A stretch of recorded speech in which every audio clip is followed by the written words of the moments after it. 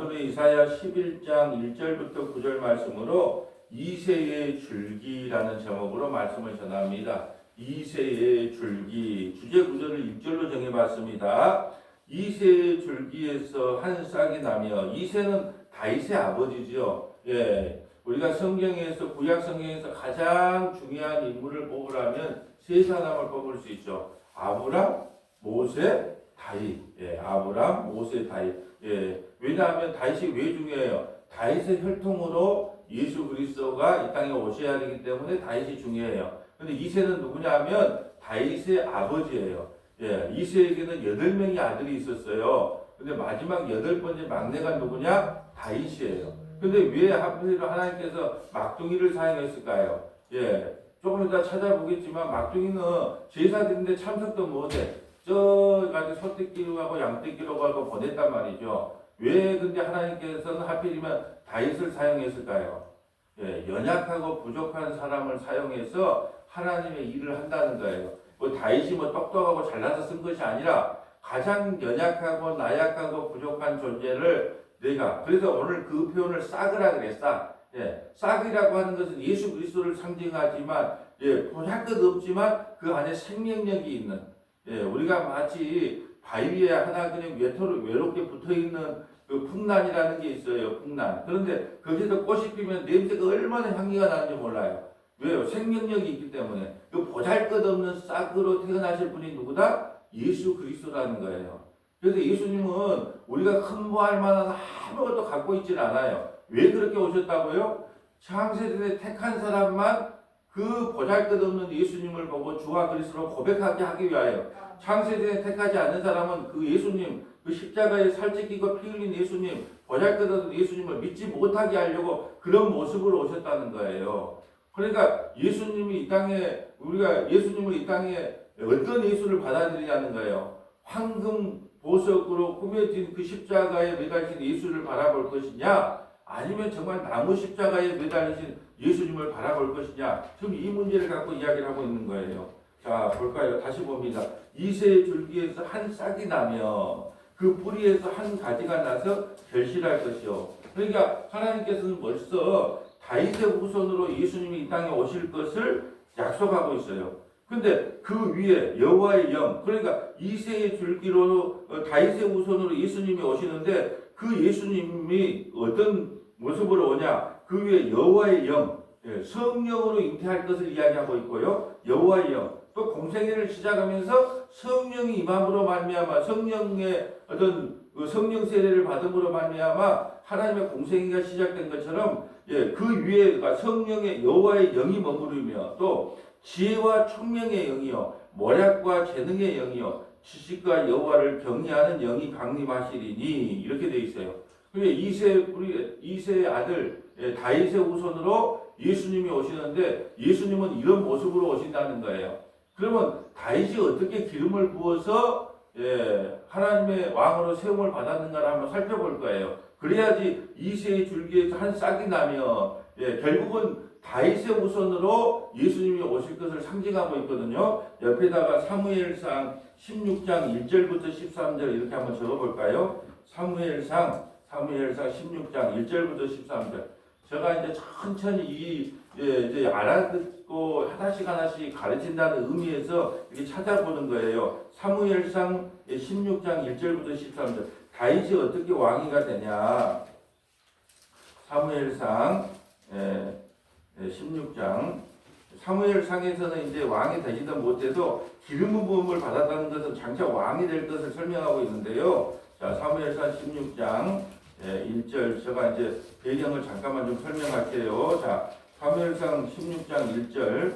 자, 구약성경 434페이지인데요. 자, 이 지금 현재 왕은 누구예요? 사울 왕이에요. 자, 하나님께서 이스라엘 백성들을 가나안 땅에다가 넣어요. 가나안 땅에 들어가서 원래 하나님이 왕이기 때문에 왕이 필요가 없어요. 그런데 사무엘 선지자에게 가서 사람들이 왕을 달라고 하는 거예요. 왜 왕을 달라고 하냐? 블레셋을 보나 옆에 왕 애국을 보나 다 왕들이 있어요. 왕이 있으니까 전쟁을 잘하고 또 나사를 잘 잡았으니까 왕을 달라고 한단 말이죠. 그래서 사무엘 선지자가 좀 섭섭해요. 예, 섭섭하니까 하나님께서 사무엘아 섭섭하지 마라. 너를 버린 것이 아니고 나를 버린 거다. 그러면서 왕을 세워주는데 북이스라엘이 남북이 나누어지기 전에 이름이 그냥 이스라엘이에요. 이스라엘.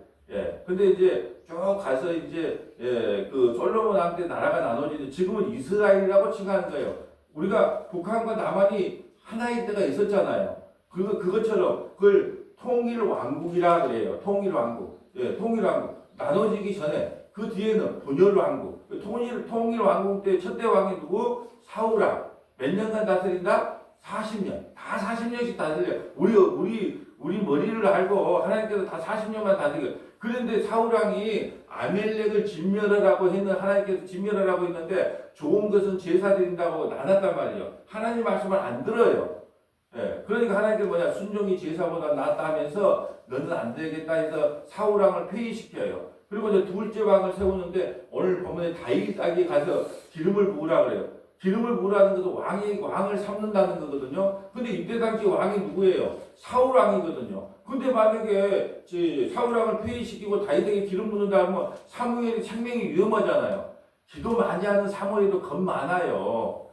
기도 많이 한다고 겁이 없어지는 게 아니에요. 기도 많이 하는 사무엘도 겁이 나. 그러니까 하나님 나 거기 가면 사울왕이 날 죽일 건데요. 아니 그냥 다윗 집에 가서 제사 드리고 온다 그래라. 기름 붓는다 하지 말고 거짓말을 가르쳐 주는 거예요. 하나님이.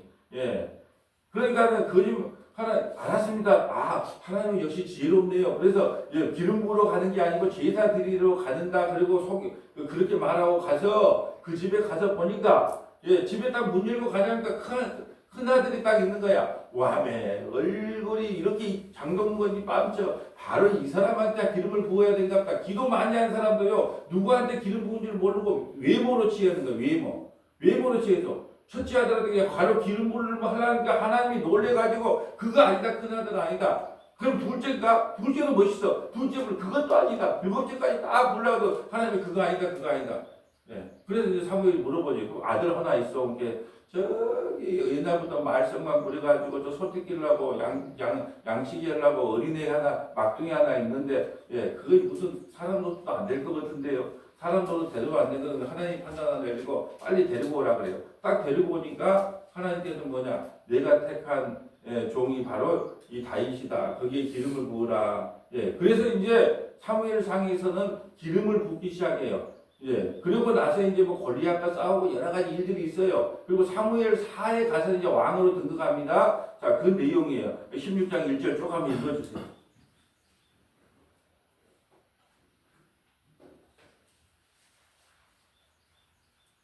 여호와께서 사무엘에게 이르시되 내가 이미 사울을 버려 이스라엘 왕이 되지 못하게 하였거늘 네가 그를 위하여 언제까지 슬퍼하겠느냐. 너는 뿔에 기름을 채워 가지고 가라. 내가 너를 베들레헴 사람 이새에게로 보내리니 이는 내가 그의 아들 중에서 한 왕을 보았느니라 하시는지라. 사무엘이 이르되 내가 어찌 갈 수 있으리까. 사울이 들으면 나를 죽이리다 하니 여호와께서 이르시되 너는 암송아지를 끌고 가서 말하기를 내가 여호와께 제사를 드리러 왔다 하고 이새를 제사에 청하라. 내가 내게 행할 일을 가르치리니 내가 내게 알게 하는 자에게 나를 위하여 기름을 부을지니라. 사무엘이 여호와의 말씀대로 행하여 베들레헴에 이름에 성읍 장로들이 떨며 그를 영접하여 이르되 평강을 위하여 오시나이까. 이르되 평강을 위함이니라. 내가 여호와께 제사하러 왔으니 스스로 성결하게 하고 와서 나와 함께 제사하자 하고 이새와 그의 아들들을 성결하게 하고 제사에 청하니라. 아멘. 거짓말이에요, 아니에요? 거짓말이잖아요. 이새의 아들에게 기름 부으러 왔는데 기름 부으러 왔다 그러면 그 소식이 어디로요? 첩자들이 엄청 많아요. 옛날이나 지금이나 간첩들이 많단 말이에요. 와, 나 이게 기름 부었다 그러면 사무엘 가만 안 놓겠어요? 다윗은 어떻게 할까요?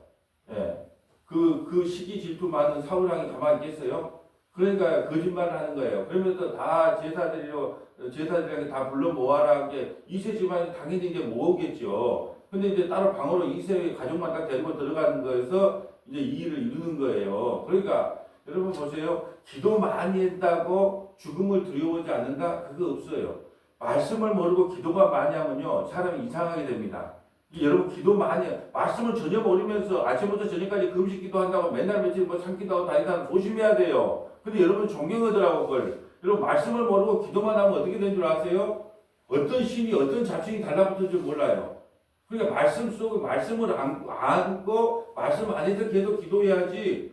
예. 그리고 막 기도만 많이 한다고 될 일이 아니에요. 그리고 사무엘 선지자는 기도 많이 한 사람인데 세습을 했어요. 자기 아들에게. 뭐요? 원래 사사직은 세습하면 안 돼요. 근데 자기 아들에게 두 아들에게 세습을 했단 말이에요.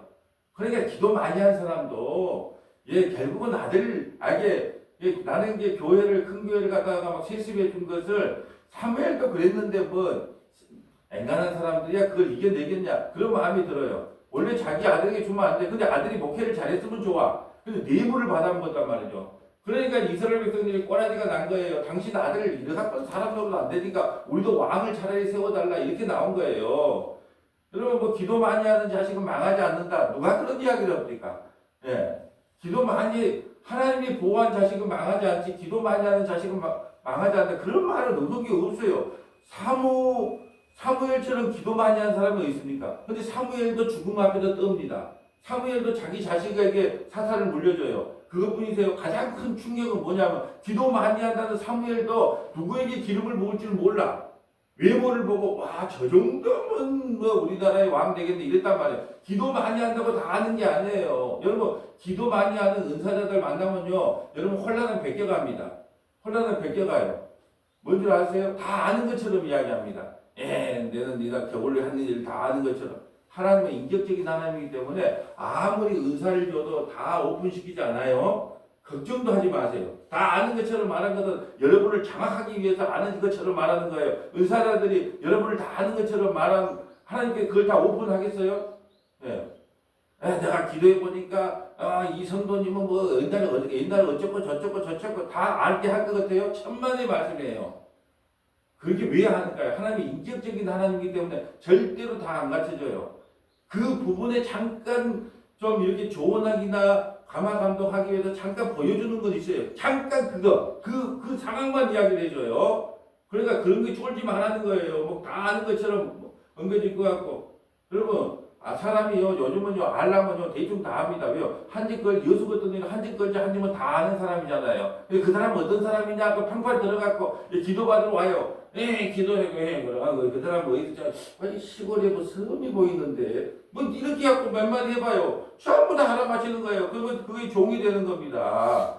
사무엘도 몰랐는데, 사무엘도 그렇게 기도 많이 하는 사무엘도, 누구에게 기름 부을 줄 모르는데, 뭘 너무 은사한테 가서 그렇게 기가 죽고 쪼냐 이 말이에요. 우리 교회 성도들은 그런 사람 없는데 저 너메 가니까 어디 기도 많이 한다는 권사님 가갖고 뭐 말하면 쫄아가지고 막 덜덜 떠는 모습을 보고 너무 답답해서 하는 말이에요. 여러분이 그럴 때는 사무엘도 기도 많이 하는 사무엘도 하나님의 뜻을 모르더라. 근데 당신이 뭐라고 다 아는 것처럼 그러냐 그렇게 말해야 된다는 거예요. 자 이제 6절부터 읽어주세요. 그들이 오매 사무엘이 엘리압을 보고 마음에 이르기를 여호와의 기름 부으실 자가 과연 주님 앞에 있도다 하였더니 큰아들 엘리압을 보니까 바로 이 아들이라고 기름 부으려는 게 하나님이 더 놀래요. 7절 볼까요? 여호와께서 사무엘에게 이르시되 그의 용모와 키를 보지 말라. 내가 이미 그를 버렸노라. 내가 보는 것은 사람과 같지 아니하니 사람은 외모를 보거니와 나 여호와는 중심을 보느니라 하시더라. 이새가 아비나답을 불러 사무엘 앞을 지나가게 하매 사무엘이 이르되 이도 여호와께서 택하지 아니하셨느니라 하니 이새가 상마로 지나가게 하매 사무엘이 이르되 이도 여호와께서 택하지 아니하셨느니라 하니라. 첫째 아들부터 7째 아들까지 지금 계속 지나가면서 누구에게 기름을 부을까요? 물어보는 상황이에요. 계속 읽어주세요. 이새가 그의 아들 7을 다 사무엘 앞으로 지나가게 하나 사무엘이 이새에게 이르되 여호와께서 이들을 택하지 아니하셨느니라 하고 또 사무엘이 이새에게 이르되 내 아들들이 다 여기 있느냐. 이새가 이르되 아직 막내가 남아있는데 그는 양을 지키나이다. 사무엘이 이새에게 이르되 사람을 보내어 그를 데려오라. 그가 여기 오기까지는 우리가 식사자리에 앉지 아니하겠노라. 이에 사람을 보내어 그를 데려오매 그의 빛이 붉고 눈이 빼어나고 얼굴이 아름답더라. 여호와께서 이르시되 이가 그니 일어나 기름을 부으라 하시는지라. 사무엘이 기름 불병을 가져다가 그의 형제 중에서 그에게 부었더니 이날 이후로 다윗이 여호와의 영에게 크게 감동되니라. 사무엘이 떠나서 라마로 가니라. 아멘. 자, 이게 지금 다윗이 왕이 되게 기름 부음을 받아요. 자, 그날 이후로 다윗의 삶이 순탄했을까요? 개고생의 길일까요? 네. 개고생의 길입니다. 이때부터가 이제 완전히 이제 사울에게 쫓겨다니고 하는 일마다 사울이 미워 보여요. 사울에게 미움털이 바뀐 거죠. 그래서 이광야 저광야 도망다니는 역사예요. 자, 우리가 예수님을 믿었어요. 그때부터 삶이 지금 예수 믿은 거잖아요. 예수님을 만난 거잖아요. 예수님을 만나는 그 순간부터 아브라함 보세요. 예수 하나님이 찾아오기 전까지는 그 갈대아 우리도 잘 먹고 잘 살고 살았단 말이에요. 하나님을 만나는 그 순간에 어떻게 해요? 내가 지시한 땅으로 가라. 어디요? 가나안 땅으로. 그때 형제와 동포를 떠난다는 건 죽음이에요. 하여튼 주님을 만나는 그 순간에 개 고생이 시작되는 게 신앙생활이에요. 우리도 주님을 만나면 만사 형통이 된다는데 그 새빨간 거짓말이에요. 여러분 성경 어디를 봐보세요. 야, 베드로 물고기 잘 잡아먹고 있었어요. 아니 근데 어떻게 했어요? 예수님이 찾아와서 이제 사람을 낳는 어부가 되라. 그 순간부터요. 개고생이잖아요. 개고생. 바울 볼까요? 주님이 만나주기 전에는요. 하여튼 존경받는 율법 교사였어요. 대제사장이 될 제목이었단 말이죠. 근데 예수님을 만나고 나니까 자기 집이 감옥이야. 만날 40에 하나 감하는 배, 감옥, 파선, 동족의 위험. 하여튼간에 예수를 만나는 그 순간에 개고생이 시작되는 거예요. 다윗도 마찬가지로 예수님 만나는 순간에 개고생이에요. 여러분도 각오를 해야 돼요. 예수님 만나면 나에게 어떤 시련과 아픔들이 올 것이다. 근데 그것을 하나님께서 시험만 준 것이 아니고 견딜 수 있는 힘도 주신다 그래야 돼요. 그걸 당연히 받아들여야 된단 말이죠. 그런데 뭐냐 그러면 예수 믿는 게 몸이 더 안 좋더라. 예수 믿는 게 뭐 되는 일이 없더라. 이렇게 생각을 한단 말이에요. 당연한 거예요. 지금부터 다윗이 기름 부음을 받자마자 지금 이 시간 이후부터 이제 고난과 고통이 시작되는 거예요. 예수 믿는다는 건 그렇습니다. 자, 출애굽했어요. 출애굽 해가지고 광야에 들었었어요. 출애굽할 때는 노예 생활을 했지만 먹고 사는 데는 지장이 없었어요. 근데 홍해를 건넜어요. 이미 구원받은 백성이거든요. 광야 40년 어떻게 살았어요? 정말로 40년 고통 속에 주님이 동행해 주시면 아니면 살지 못하는 시대를 겪어본단 말이에요. 그걸 통과해야 어디로 가요? 가나안 땅 천국으로 들어가는 것이 인생이란 말이죠. 그러니까 예수를 믿어도 알고 믿어야 돼요. 예수 믿으면 고난과 환난이 많다더라. 그래도 내가 그 고난과 환난을 감당하며 내가 십자가를 지고 주님을 따라가서 영원한 생명이 천국에 가야지. 그런 마음을 가져야지. 예수 믿으면 다 만사가 형통이라는데 그러니까 전도하지 마라 그러잖아요. 제가. 전도하면 여러분 어떻게 전도합니까? 야, 예수 믿을게. 내가 아픈 몸도 나아버렸다. 우리 자식이 거의 취직이 도저히 안 될 건데 어떻게 취직이 돼버렸다. 그러니까 예수 믿으라. 그러니까 예수님은 취직시켜주는 예수님이야. 자기 병 고쳐주는 예수님. 그러니까 와서 안 고쳐주면 어떻게 돼요? 내가 속아. 이런단 말이죠. 그러니까 여러분이 전도를 하면 제대로 해야 돼요. 우리가 예수님을 믿는다는 것은 원래 우리는 마귀 사탄의 종이었다. 근데 예수님을 믿으면 우리가 고난도 오고 환난도 온다. 왜요? 왜? 자기 백성을 뺏겼잖아. 마귀 사탄이. 그러면 늘 찌뻑찌뻑하고 막 자존심도 상하게 하고 별일을 다 잃을 것이다. 그래도 참고 견디고 인내해라. 그러면 뭘 주어지냐? 영원한 생명. 하나님 나라에 영원한 생명이 주어진다. 그래도 예수님 믿어볼래? 그럼 10,000명 중에 하나, 1,000명 중에 하나. 그래, 나 그런 예수 한번 믿어볼래? 그런 사람이 나타나면 그 사람은 창세기의 생명책에 기록된 자예요. 누가 그런 예수를 믿겠다는 거예요. 그런데 예수님은 이세의 줄기로 보잘것없는 모습으로 이 땅에 오셨다는 거예요. 자, 오늘 보면 2절 다시 볼까요? 예수님이 이 싹으로 오시는데 그 싹이 누구다? 한 가지와 싹은 다 예수님이에요. 그런데 보세요. 이게 지금 우리가 마태복음 2장 23절에 보면 이 각주를 할 때 한번 찾아볼까요? 자, 마태복음 2장 23절. 혹시 각주가 달려있는 성경 있나요? 마태복음 2장 23절에 보면 자, 나사렛이란 동네에 가서 사니 이는 선지자로 하신 말씀에 나사렛 사람이라 칭하라 하심을 이루려 하심이라. 혹시 각주 밑에 달린 거 있나요? 없어요? 이사야 11장 1절로 안 돼 있습니까? 이 각주 달린 거 보면 이사야 11장 1절로 돼 있어요. 그러면 이사야 11장 1절하고 도대체 이 마태복음 2장 2, 3절 전혀 연관이 없어 보이잖아요. 근데 왜 각주가 23절 밑에 가면 각주가 이사야 4장하고 11장 1절로 각주가 달리 있는 성경이 있단 말이에요. 그 무슨 말일까요? 나사렛에서 뭐 선한 게 나겠어? 이게 예수님의 모습이 어떤 모습으로 온다는 거예요? 진짜 보잘것없는 모습으로 온다는 걸 설명하는 거예요. 그래서 나사렛이 뭐라 그러냐면은 아니 나사렛에서 뭐 선한 것이 나겠어? 그때가 네가 무화과나무에서 기도할 때 내가 너를 보았느니라. 아 당신이 너를 어떻게 합니까? 나가 너를 날기도 전에 내가 누군 줄 안다 그러니까 그래서 내 주님이시여 그러잖아요. 이게 나사렛조차도 기도 많이 한다는 나사렛조차도 나사렛에서 뭐 선한 게 나겠어? 이 정도로 나사렛은 어떤 동이냐면 버림받고 보잘것없는 저 금오도 끝에 제가 태어난 그런 동네에 아주 멸시받고 초롱받는 그런 동네가 나사렛이에요. 그러니까 나사렛에서 근데 예수님이 뭐예요? 나사렛에서 자라난단 말이죠. 그 말은 뭐예요? 왜 근데 각주를 11장 1절로 당겨놨을까요? 예수님은 이런 모습으로 세상에 온다는 거예요. 진짜 보잘것없고 정말 연약한 순으로. 그래서 이새의 줄기에서 한 싹이 나면 그 뿌리에서 한 가지가 나서 결실한다는 거예요. 정말로 보잘것없는 모습으로 예수님이 이 땅에 오신다는 거예요. 왜 그런다고요? 믿을 사람만 믿고 믿지 않을 사람만 못 믿게 하려고. 자, 3절 볼까요? 그가 여호와의 경외함으로 그가 여호와를 경외함으로 그가 누굴까요?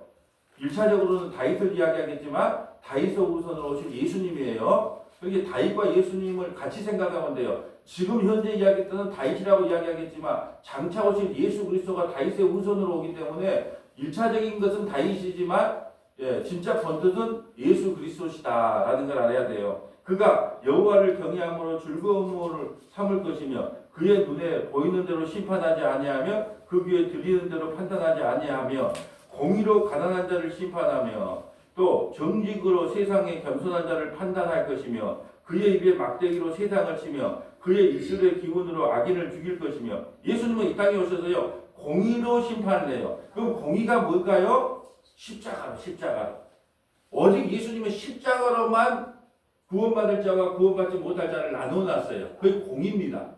그래서 십자가에 매달리신 예수님을 믿으면 가난한 자든 부자든 유대인이든 이방인이든 다 회개하고 그 예수를 믿게 되는 거예요. 그러면서 구원시키는 것이고 그 십자가에 매달리신 예수님을 주와 그리스도를 믿지 않으면 부자든 가난한 사람이든 유대인이든 이방인이든 전부 어디 간다? 지옥 간다는 거예요. 그걸 공의라 그래요. 공의. 이 십자가로 판단합니다. 얼마나 착하게 살았냐, 윤리도덕적으로 깨끗하냐, 묻지도 따지지도 않고 뭘로 기준 삼는다? 십자가로 기준 삼는 거예요. 그게 공의라는 거예요. 5절 공의로 그의 허리띠를 삼으며 십자가로 그의 허리띠를 삼으며 성실로 그의 몸에 띠를 삼으며 성실이라는 언약이 언약. 하나님의 약속을 성실이라 그래요. 하나님의 말씀을 하나님이 이루신다 그래서 성실은 뭐다? 언약. 배웠죠?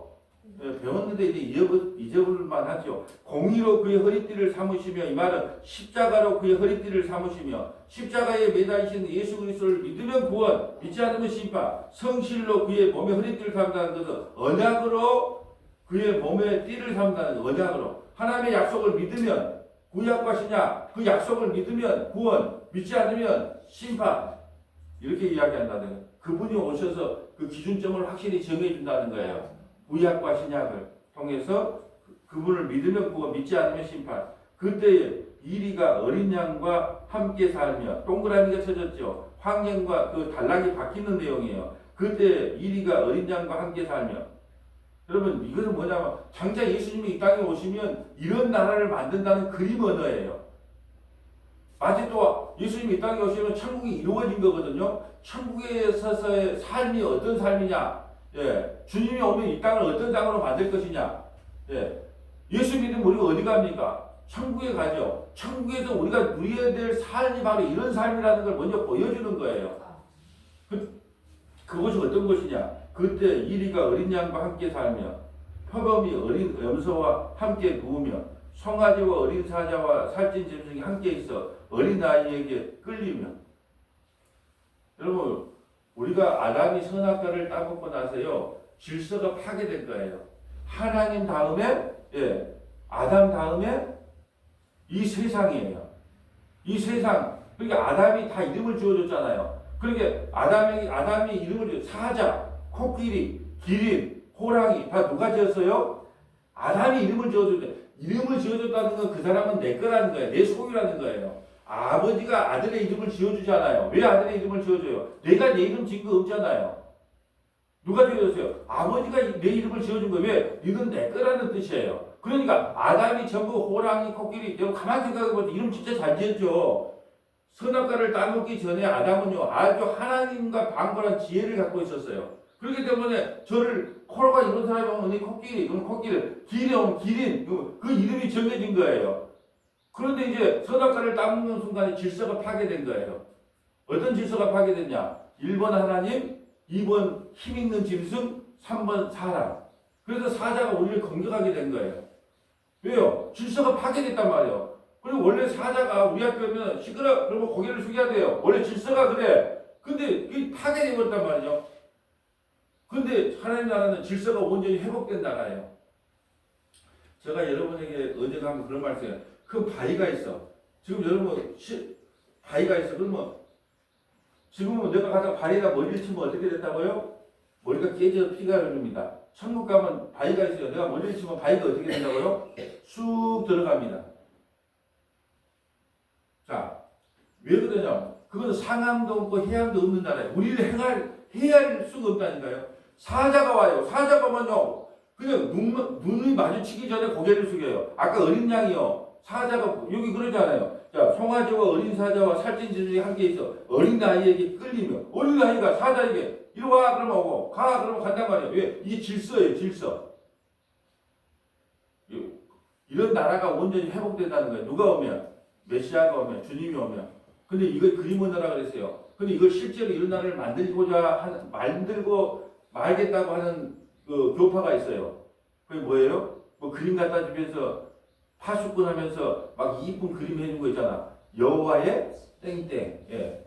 왜 여호와의 땡땡을 왜 그러냐면 그들은 예수님을 하나님의 아들로 안 믿어요. 메시아가 안 믿어요. 성인 중에 한 사람으로 봐요. 예. 이 나라를 그렇게 봐라 이런 나라를 우리가 만들 수 있다는 거예요. 천만이면 뭐 만들어요? 이거 그림 언어라니까요. 예수님이 우리 믿으면 장차 우리가 갈 나라를 예수님이 와야지 이 나라가 우리가 갈 수 있잖아요. 이 장차 우리가 갈 나라가 어떤 나라를 설명하고 있는 거예요. 그 나라는 어떤 나라다? 해안과 상함이 없는 나라다. 하나님 다음으로 하나님의 백성들이 두 번째예요. 두 번째로 높은 사람이에요. 그러니까 모든 사람들이 전부 무릎을 꿇어야 되는 나라. 행복하지 않아요? 사자, 코끼리 이거 와서 전부 고개를 숙이고 여러분 뭐 아무데나 뛰어내려도 돼요. 왜요? 뛰어내면 땅이 어떻게 해요? 지금은요 낙하산 안패 잡고 뛰어내면 산산조각이 납니다. 그때는 어떻게 할까요? 아무데나 뛰어내려도 땅이 푹 꺼졌다가 푹신하게 다시 올라와요. 왜? 상함도 해함도 없는 나라예요. 그게 얼마나 행복하겠어요. 저는 가끔 꿈꾸면 뭐냐면 하늘 나는 꿈을 자주 꾸는데 막 날아다니면 그렇게 기분이 좋아요. 막 이 산 저 산 날아다닐 뿐 아니라 물속으로 들어갔다 나오고 막 슈퍼맨이 되는 기분 막 그런 느낌을 할 때 너무나 막 스트레스가 해소되는 거예요. 마치 하나님 나라에 가면 내가 이리 가든 저리 가든 시공간도 없을 뿐 아니라 상함도 해함도 없어. 예수님 다음으로 우리가 두 번째라니까요. 지금 그걸 설명하고 있어요. 암소와 곰이 함께 먹으며 그것들의 새끼가 함께 엎드리며 사자가 소처럼 풀을 먹으며 육식이 없어요. 육식동물이 없으면 사자가 소처럼 풀을 먹으며 다 초식동물이에요. 또 젖 먹는 아이가 독사의 구멍에서 장난질하며 독사의 구멍 요즘 뭐 뱀도 별로 안 보이던데 하여튼 살무사에다가 넣고 애기들이 놀고 있어요. 그래도 문다 안 문다. 아이고 물었다가 큰일 나죠. 하나님의 아들을 건드려 붙으면 어떻게 되겠어요? 물 수가 없어요. 그리고 아예 독이 있다 없다? 없어 독이. 아니 독이 있어야지 뭐 물든지 어쩐지 물질 않는다니까요. 자, 젖 먹는 아이가 독사의 구멍에 장난질하며 젖된 아이가 독사의 굴에 손을 넣을 것이며 내 거룩한 삶 모든 것에서 해됨도 없고 상함도 없을 것이고 해됨도 없고 상함도 없다는 건 해할 사람이 없다는 거예요. 하나님의 아들들이 우리를 해할 사람이 없어. 천국 가서 우리를 해할 사람이 없다니까요. 천사들은 또 어떻게 한다? 우리를 수정 들어요. 지금 우리가 천사보다 못해요. 천사는 시공간을 초월하기 때문에. 근데 우리는 천사보다 뭐 육체를 가리기 때문에 못해. 근데 우리가 죽어서 하나님 나라 가면요. 천사들에게 야, 물 좀 갖고 와봐. 김천사, 이천사, 박천사 물 좀 갖고 와봐. 그럼 물을 따라 데려간다니까요. 예수님 다음으로 누가? 우리가 2번. 근데 어떤 사람은요, 나도 천사가 되고 싶다 이런 사람이 있어요. 그건 진짜 성경이 뭔지를 모르기 때문에 그래요. 천사는 부리는 종이야. 우리는 아들이고, 아들이 높아요, 종이 높아요. 아니, 내가 뭐죠? 그거 참 모르니까 그래요. 아, 천사는 하나님이 부리는 종이란 말이에요. 우리는 하나님의 아들, 딸이요. 근데 종으로 내려가고 싶대. 예, 계급을 낮춰달라고 말하는 사람이 뭐 있습니까? 예, 그 천사가 되는 게 아니에요, 천사가. 천사가 되고 싶다는 사람은 성경을 일도 모르는 사람이에요. 왜냐? 우리도 하나님의 아들이기 때문에 해안도 없고 상함도 없는 그 나라. 누가 와야 그 나라가 이루어진다? 예수님이 이 땅에 오셔야지. 당장 이 초림 예수님이 올 때는 이 나라가 이루어지지 않아요. 근데 초림 예수님을 우리가 믿고 나면 장차 우리가 가야 될 나라를 지금 설명해 주고 있는 거예요. 이걸 평화의 나라라고 이야기를 합니다. 해암도 없고 상함도 없는 나라. 자, 예, 여기다 저것만 놓을게요. 이사야 53장 1절부터 12절에는 하나님께서 연약한 순으로 온다는 거예요. 보잘것없는 순으로 온다는 거예요. 우리 어제 봤잖아요. 금요예배 때 석권제물 할 때 또 내일도 또 볼 거예요. 왜냐하면 우리가 불의한 재판장으로서 하는데 왜 불의한 재판장으로 우리가 재판을 하냐? 아무런 보잘것없어 보이니까 예수님을 때린다니까요. 제사장의 종이 대제사장의 종이 예수를 입을 친다니까요. 예. 근데 그 입을 친 사람이 누구다?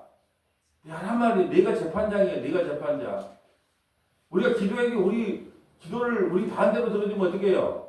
입을 치지는 않지만 시끄럽죠 이러잖아. 안 그래요? 그러니까 우리가 하나님 심판받아야 될 사람들인데 하나님은 심판하고 있어요. 하나님 이따시로 날 대우하면 안 됩니다. 내가 누군지를 몰라요. 그러니까 하나님을 재판하고 있다니까요. 그러니까 하나님은 입을 친 사람이 누구다? 바로 우리는 대제사장의 하인을 보면서 저렇게 나쁜 놈인가 이렇게 말하는데 그 나쁜 놈이 우리라니까요. 기도해도 우리 뜻대로 안 되면 하나님 기도 이거 이렇게 들어주면 안 되냐고 하나님 입을 친 거잖아요. 이게 우리가 재판관이 된 거예요. 재판관이. 그런데 그 내용을 왜 그렇게 재판관으로 됐냐? 하나님은 연약하고 보잘것없는 순으로 왔기 때문이다. 그게 바로 이사야 53장 1절부터 12절 말씀이고, 자, 그분이 우리를 어떻게 구하시냐? 로마서 3장 31절부터 32절 좀 적어놓고요. 로마서 3장 그분이 우리를 구원하는 방식, 이 땅을 구원하는 방식, 이세의 아들이 와서 구원하는 방식이 뭐냐? 로마서 3장 31절부터 32절, 로마서 8장 29절부터 30절, 로마서 8장 29절부터 30절, 고린도전서 1장 26절부터 31절, 고린도전서 1장 26절부터 31절, 골로새서 3장 9절부터 11절, 골로새서 3장 9절부터 11절 한번 찾아볼까요? 이세의 아들이 와서 우리를 구원하는 방식이 뭐냐? 로마서 3장 21절입니다. 로마서 3장 21절.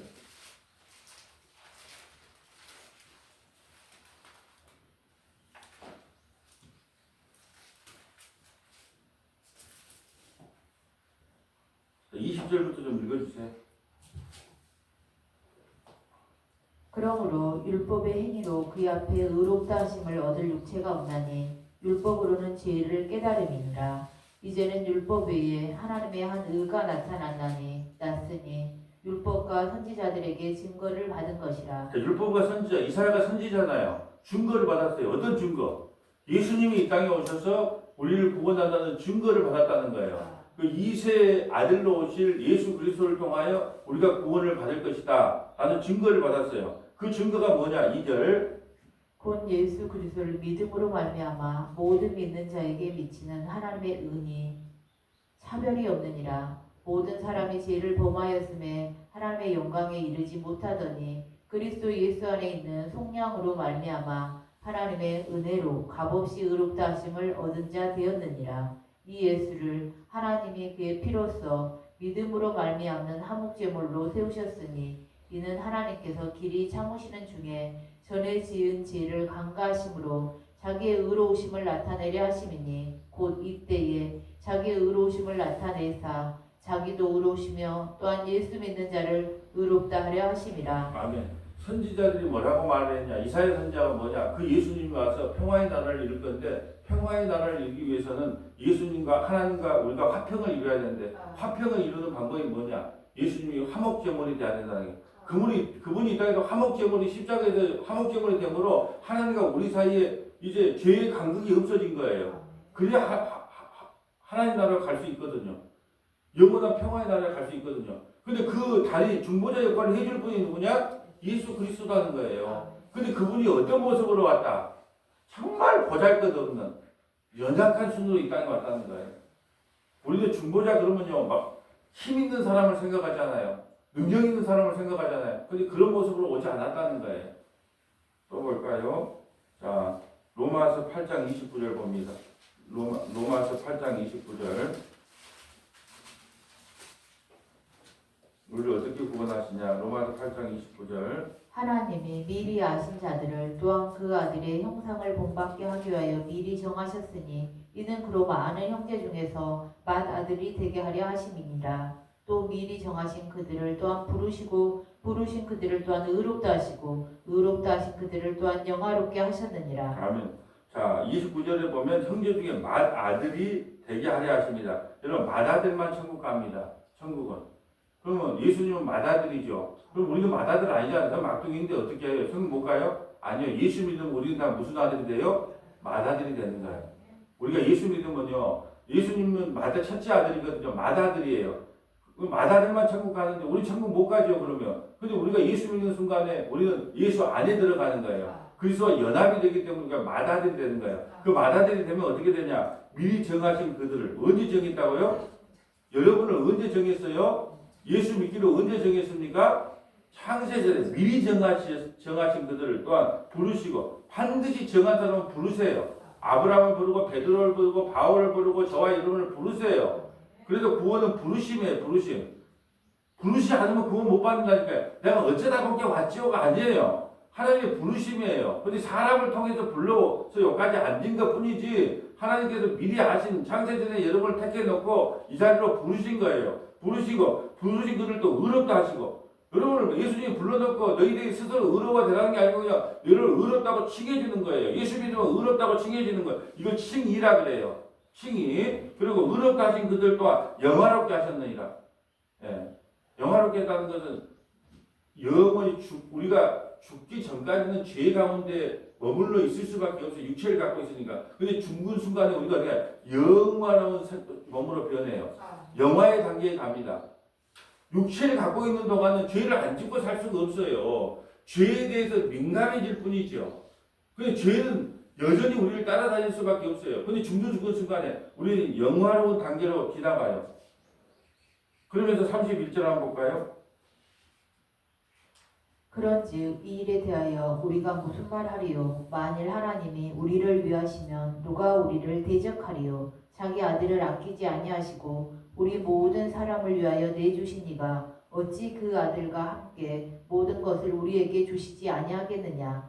누가 능히 하나님께서 택하신 자들을 고발하리요? 의롭다 하신 이는 하나님이시니 누가 정죄하리요? 죽으실 뿐 아니라 다시 살아나신 이는 그리스도 예수시니 그는 하나님 우편에 계신 자요 우리를 위하여 간구하시는 자신이라. 아멘. 지금도 하나님 우편에 계신다. 제가 어제 초등학생이 말한 걸로 제가 웃었는데 20년 동안 예수님은 하나님 우편에 앉아 계시니까 치질이 걸리고 몸이 안 좋아졌겠네요. 그 말을 하더라고. 그럼 앉아 있는다 그러니까 마치 가만 앉아서 우리를 위해서 기도만 하시는 분인 줄 아는데 그게 아니라 통치의 개념이에요. 통치. 하나님께서 지금 예수님은 하나님 우편에 앉아가지고 이 우주 만물을 지금도 통치하고 계신다는 거예요. 통치하고 있기 때문에 우리 믿음이 떨어진다 안 떨어진다? 안 떨어지는 거예요. 그러니까 이 통치를 믿으면 뭐가 좋아요? 여러분이 지금까지 살아왔던 것이 우연이다. 하나님의 통치 가운데 있었다. 그게 후회가 없는 거예요. 그냥 우연히 일어나는 그 원수 같은 남편, 원수 같은 아내, 원수 같은 성도, 원수 같은 목사 만난 것도 하나님의 통치와 섭리 가운데 있기 때문에 그냥 아무렇지도 않는 거예요. 왜요?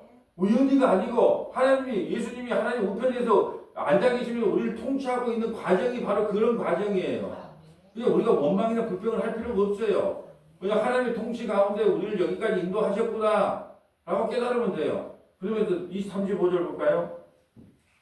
누가 우리를 그리스도의 사랑에서 끊으리요 환난이나 공고나 박해나 기근이나 적신이나 위험이나 칼이랴 기록된 바 우리가 종일 주를 위하여 죽임을 당하게 되며 도살당할 양같이 여김을 받았나이다 함과 같으니라. 그러나 이 모든 일에 우리를 사랑하시는 이로 말미암아 우리가 넉넉히 이기느니라. 내가 확신하노니 사망이나 생명이나 천사들이나 권세자들이나 현재일이나 장래일이나 능력이나 높음이나 기쁨이나 다른 어떤 피조물이라도 우리를 우리 주 그리스도 예수 안에 있는 하나님의 사랑에서 끊을 수 없으리라. 아멘. 여러분의 38절 장래일이나 우리는 장래일을 알지 못해요.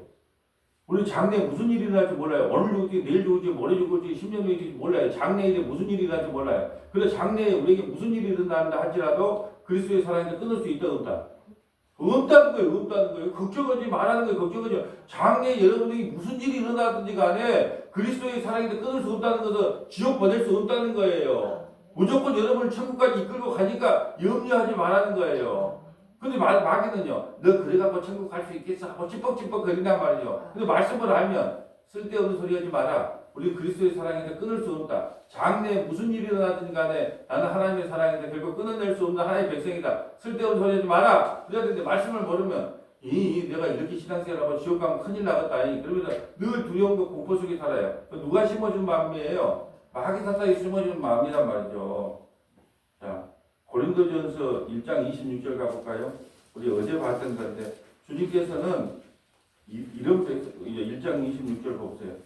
주님께서는 약하고 부족한 자들을 본인이 약하고 부족한 모습으로 왔지만 약하고 부족한 사람을 택해서 하나님의 일을 감당한다는 거예요. 26절 볼까요? 형제들아 너희를 부르심을 보라. 육체를 따라 지혜로운 자가 많지 아니하며 능한 자가 많지 아니하며 문벌 좋은 자가 많지 아니하도다. 그러나 하나님께서 세상에 미련한 것들을 택하사 지혜 있는 자들을 부끄럽게 하려 하시고 세상에 약한 것들을 택하사 강한 것들을 부끄럽게 하려 하시며 하나님께서 세상에 천한 것들과 멸시받는 것들과 없는 것들을 택하사 있는 것들을 폐하려 하시나니 이는 아무 육체도 하나님 앞에서 자랑하지 못하게 하려 하심이라. 너희는 하나님으로부터 나서 그리스도 예수 안에 있고 예수는 하나님으로부터 나와서 우리에게 지혜와 의로움과 거룩함과 구원함이 되셨으니 기록된 바 자랑하는 자는 주 안에서 자랑하라 함과 같게 하려 함이라. 아멘. 내일 설교를 보면 하나님 내가 우리 주님의 입을 떼는 죄인입니다. 하나님을 재판한 재판관입니다. 월드컵이 일어나면 이제 몇번 재판할 일 많네. 저거 축구 선수 맞아? 저 따위로 공을 차면 되겠다. 나가도 더 잘하겠다. 이제 또 재판을 갖다 해야 됩니다. 예. 그러니까 그때 뭐냐? 하나님 내가 주님을 재판한 재판관이 맞았습니다. 주님 나 어찌합니까? 그런 사람은 구원을 받아요. 근데 자기가 재판관의 자리에 있으면서 재판관의 자리인 줄 몰라요. 그런 사람은 심판을 받습니다. 그 내용을 하고 있는 거예요. 예수를 3번 부인할 정도가 아니야 우리는. 부인한 그런 양호해 베드로 정도면. 근데 우리는 그 베드로 정도가 아니고 예수님의 입을 때린다니까요. 하나님 이 따위로 이렇게 나를 대우하면 되겠어요? 이런 기도 안 들어주면 되겠어요? 내 소원 안 들어주면 되겠어요? 교회가 뭐 이 학구왕만 하면 되겠습니까? 하고 하나님은 입을 때린다니까요. 그것이 우리라니까요. 그때 나라가 하나님의 입을 때리는 재판장이 맞습니다고 고백하고 회개하고 예수 믿는 사람은 구원을 받아요. 근데 자기가 재판장에 있는 줄 몰라요.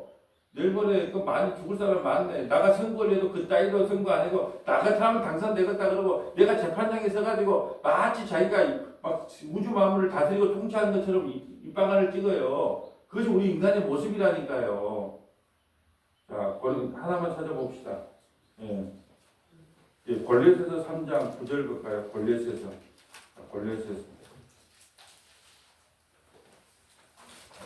3장 9절입니다. 너희가 서로 거짓말을 하지 말라. 옛사람과 그 행위를 벗어버리고 새 사람을 입었으니 이는 자기를 창조하신 이의 형상을 따라 지식에까지 새롭게 하심을 입은 자니라. 거기에는 헬라인이나 유대인이나 할레파나 무할레파나 야만인이나 스구디아인이나 종이나 자유인이 차별이 있을 수 없나니 오직 그리스도는 만유시요 만유 안에 계시니라. 아멘. 예수 그리스도를 믿으면 이방이든 유대인이든 종이든 상놈이든 많이 배운 사람이든 못 배운 사람이든 전부 만유를 내 안에 품고 살아간다는 거예요. 만유가 누구예요? 예수님이 내 안에 있다는 거예요. 이게 복인 겁니다. 예수님이 내 안에 있다. 천지 만물을 창조하시고 주관하신 분이, 만유를 창조하신 분이 내 안에 계신 거예요. 예수를 믿으면. 이것이 예수 믿는 사람의 복이란 말이죠. 근데 우리는 그걸 몰라. 예. 여러분, 우리가 얼마나 귀한 존재인 줄 알아야 돼요. 천지 만물을 창조하신 만유가 지금은 그리스도의 영으로 내 안에 다 있어요. 이것이 복 중의 복인 겁니다. 이제 말씀을 정리합니다. 여러분, 이세의 줄기 아주 보잘것없고 연약한 모습으로 예수님이 이 땅에 오셨어요. 왜 그런 모습으로 오셨을까요? 믿을 사람은 믿고 믿지 못할 사람은 아예 믿지 못하도록. 여러분, 우리가 이 땅에 태어나서요, 예수님을 그 믿는 순간에요, 반드시 고난이 찾아와요. 환난이 찾아옵니다. 안 그러겠어요? 예수 안 믿으면 물질이 안 나가잖아요. 11조 할 필요도 없고 감사금 할 필요도 없고 교회 와서 봉사할 필요도 없잖아요. 사람하고 부딪힐 필요도 없잖아요. 그게 얼마나 좋습니까? 당연히 예수 안 믿으면요, 예, 물질적으로도 이익이고요, 감정적으로도 이익이에요. 그렇지만 왜 우리가 교회 와서 신앙 공동체를 이루고 살아갑니까? 영원한 생명을 추구하고 살아가기 때문에 아니겠어요? 그러니까 고통이 오고 환난이 올 때마다 예수 믿는 사람들에게 시험은 당연한 거고 고난은 당연한 것이다. 그러나 하나님께서 반드시 이 고난 또한, 이 시험 또한 이길 힘을 우리에게 주실 것이다 하고 믿음으로 그걸 이겨나가는 거예요. 여러분, 살다 보면 시험 안 나갈 일이 어디 있습니까? 똑같은 말을 들어도요, 믿음이 있는 사람은 그 콧방귀를 끼고 나가버려요. 아무렇지도 않아요. 근데 믿음이 없으면요, 모든 게 섭섭하게 보입니다. 그런데 시험 당해서 나가는 거예요. 여러분, 혹시 신앙생활에 있다가 나 시험 당할 것 같아 이렇게 말하면 십자가에 매달리신 예수님께로 달려가세요. 십자가에 매달리신 예수님은 33살에 돌아가셨는데 알몸으로 돌아가셨어요. 팬티도 한 장도 없어요. 알몸으로 돌아가셨습니다.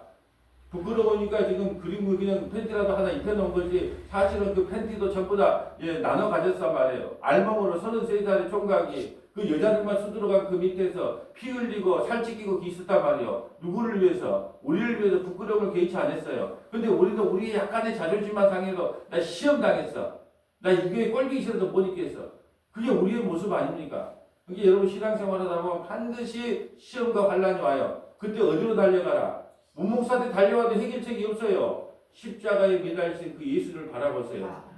그러면서 물구멍에 그 예수님이 우리에게 무슨 말씀을 하는지 바라보세요. 야야, 나는 너를 위해서 살찌끼고 피 흘리고 이 부끄러움을 개의치 않았는데 너는 사람들의 말 한마디가 섭섭해서 교회를 떠나려고 하느냐? 그게 바른 신앙이냐? 주님의 음성을 듣기를 주님의 이름으로 소망합니다. 아버지 하나님, 감사합니다. 이세의 줄기에서 보잘것없는 그 연약한 모습으로 이 땅에 오셔서 자기 백성을 하나도 잃어버리지 아니하고 구원하시는 예수님을 영원토록 찬양합니다. 지금도 하나님 우편에서 우리를 통치하시고 다스림으로 말미암아 우리의 믿음이 떨어지지 않도록 우리를 붙잡아 주심에 감사드립니다.